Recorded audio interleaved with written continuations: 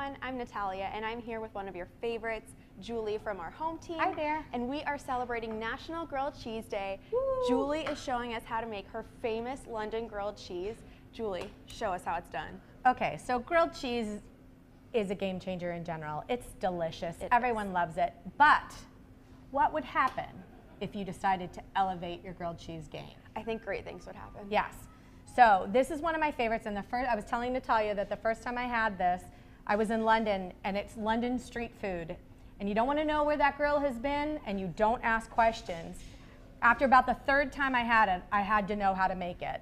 And so I got them to tell me, which is amazing, because I didn't think they were going to. It's like a super old recipe, and now I have recreated it, and now you can recreate it. Woohoo! So the first thing about any grilled cheese is the bread. You need to have a really good rustic bread. So foundation. Yeah, exactly. You got to have a good foundation. It has to be something that's stiff enough to like stand up to the heat.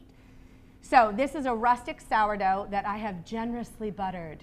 Do not skimp on this step, folks. This butter is important, always.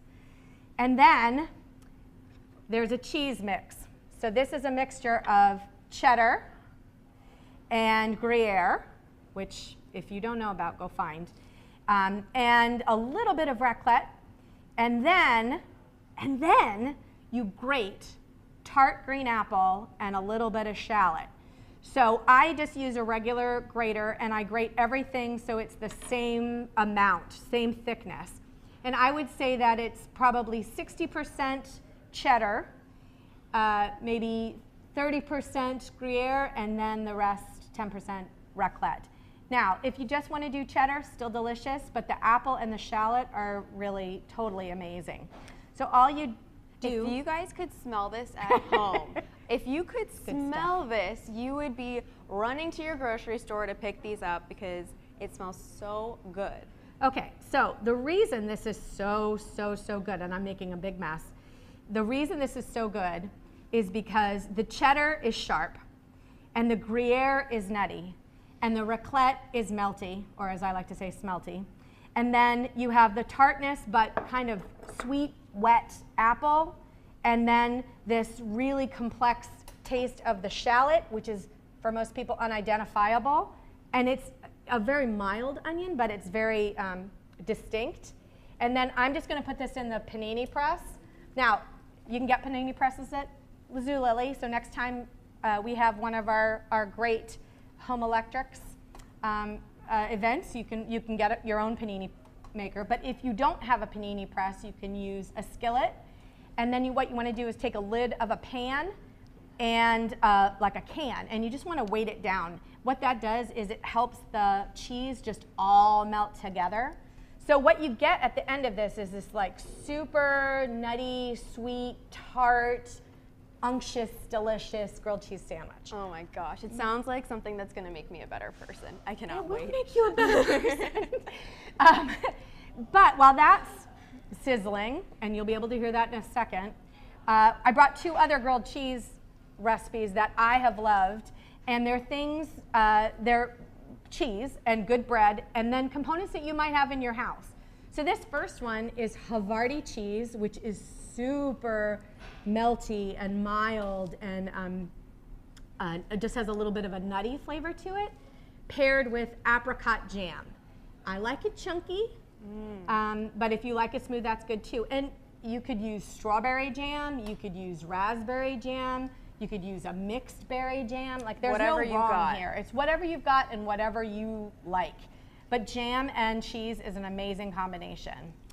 And then the other one we have is a little bit more of a savory. So this one is, again, that same really rustic bread with little mozzarella balls. Delicious. Pesto, and this is a basil pesto, but my favorite is actually to use arugula pesto, but I couldn't find some good arugula. And then tomato slices. And then if you're feeling crazy, which Natalia, I know you get like that. I get like that sometimes. Fry an egg. And then put that on top, and you have dinner. Oh my gosh. It is fantastic. Breakfast, lunch, dinner. Absolutely. So this is sizzling. It is Can sizzling. you hear it? We're just going to peek. It's a beautiful noise. Are you ready to peek? I'm ready to peek. All right. We're not done yet, but we're close. We're very close. Get excited. It is looking good. Yes. So again, you just You need a good grater, good bread, good cheese. Don't skimp on the cheese. Never skimp on the cheese. Although again, you know, if you had white American slices and a little jam, that would work too. Right. We're not cheese snobs here. You can get whatever you like because it's about being creative and creating something that makes you happy and makes your family happy. And it's also a great thing you can do with kids. Spreading butter and jam, can't go wrong there. I love this because who says you can't serve grilled cheese for dinner? If you put some pesto my on gosh. it, if you put some good cheese on Absolutely. it, you know, this is something that, We have to let this rest for just a second. yeah, I think that this would make anybody happy. Yeah, and then you know what? You have a little leftover ingredients. You can make one, cut it up, and let them dry out on a pan, and you have croutons for the next day. Grilled cheese croutons. Inspired. People. In like a Delish. tomato soup. So I'm just going to open this up so you can see how like stretchy and happy that is. Woo. And then I'm going to, this is like molten lava. So I'm going to cut this in half, if I can, because it's really hard to touch. So nice and crispy on the outside, melty, warm, cheesy on the inside. Grilled cheese is just the ultimate comfort food. It really is. Okay, so I'm going to give this to you, but I'm going to warn you that this is molten lava. Okay. But you can. I like to live dangerously. Yeah, me too. All right, ready? Grilled cheese, cheers. Cheers. It does make me want to be a better person.